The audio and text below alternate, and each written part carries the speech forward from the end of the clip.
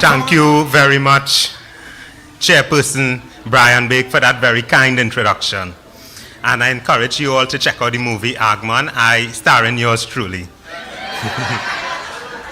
Leader of the Opposition, the Honorable Rampersad Bisessa, members of Parliament, councillors, and my fellow burgesses of the region, good evening. Today I stand before you not just as a councillor, but as a concerned advocate for the welfare of our citizenry and as our community as a whole, as we gather for this very crucial pavement report. Our nation faces pressing challenges that demand our collective attention and concerted efforts to find lasting solutions. I have found myself at a crossroad facing two critical issues that have long plagued my electoral district. One, the dire crime situation, and two, the crumbling state of our road and drainage infrastructure. In a world where safety and security are paramount, addressing the issue of crime is not just a policy decision, but a moral obligation.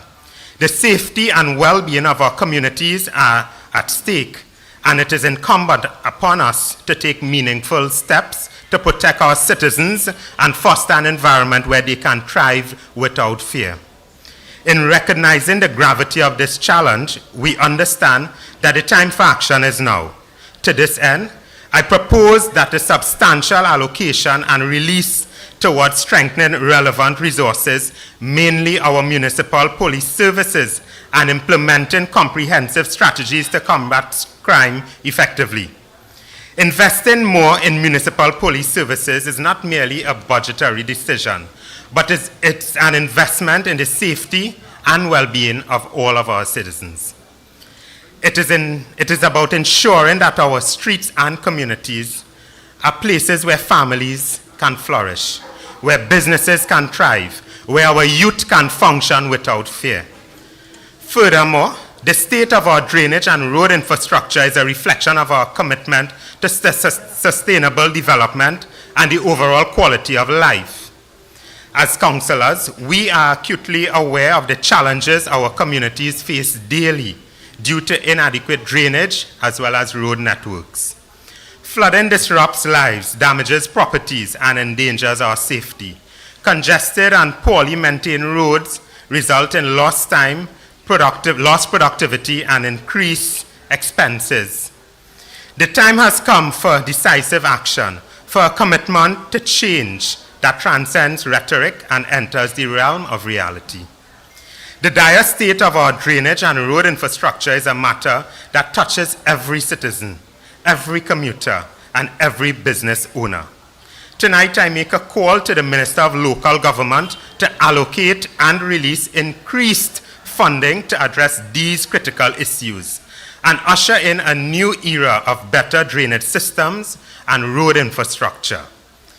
Efficient transportation systems and reliable drainage networks are the lifeblood of our cities and towns, enabling economic growth, reducing congestion, and safeguarding against devastating impacts of floods.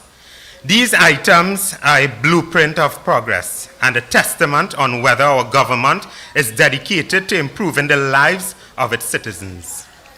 Adequate funding for the development and maintenance of drain and road infrastructure is not a luxury, but a necessity. It is the foundation upon which we can build thriving communities, vibrant economies, and a higher quality of life for all citizens.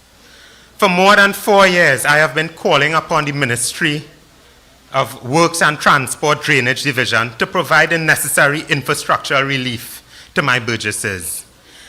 We have collapsing retention walls, we have sinkhole developing at the Barcy Street Bridge, the Dry River Bridge, and the Macoya Extension Bridge, just to name a few. We also have an eroding river embankment along the Caroni River at Harris Street and surrounding tributaries. Tonight, I make a clarion call to the Minister of Finance to give the necessary budgetary allocation for these items. Also, from the local level, so that we can execute the necessary infrastructural and drainage work, be it the construction of box drain or the paving of secondary roads and water courses. The electoral district of St. Augustine, South Piarco, St. Helena continues to face serious repercussions of the dire crime situation as well as the dilapidated states of roads and drainage infrastructure.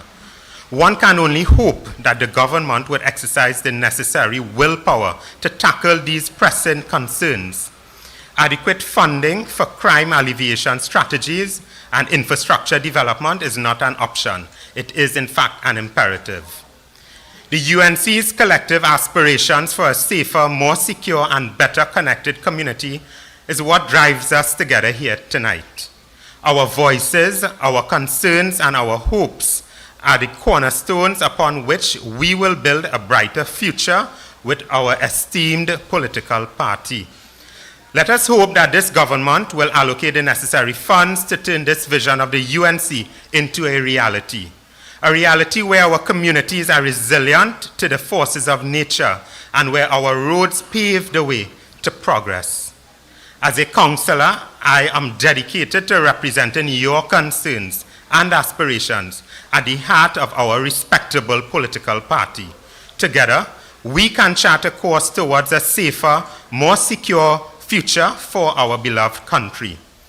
I call on the Prime Minister and the respective ministers for our beloved TNT to wholly commit to mending these social and infrastructural challenges for the citizenry, as well as acknowledging our pleas and inputs for proposed resolutions.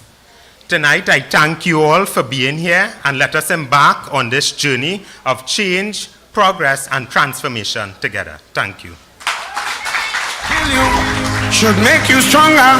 So my problems is that